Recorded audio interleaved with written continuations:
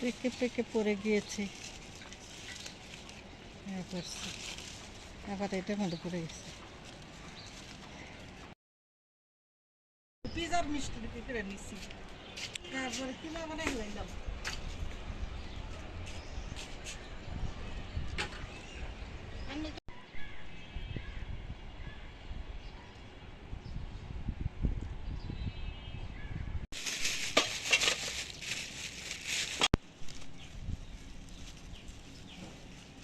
আসসালামাইকুম, Hasna easy recipe থেকে আপনাদেরকে স্বাগত জানাচ্ছি।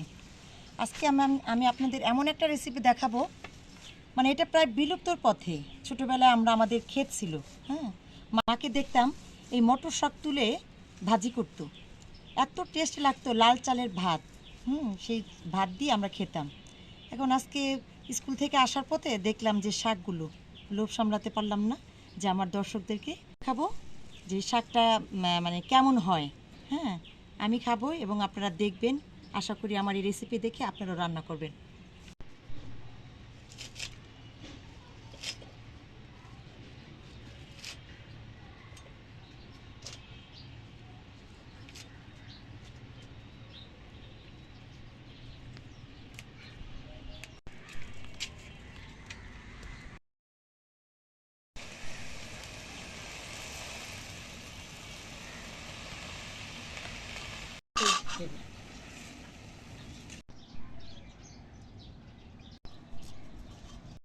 শাকের মধ্যে কি বলে শুকনো মরিচটা খুব যায়, কারণ শুকনো মরিচটা শাক বাগারের কথা কল্পনাই করা যায় না। ঠিক আছে, শাকে রসুনটা একটু বেশি দিতে হয়, রসুন পেঁয়াজ। হ্যাঁ,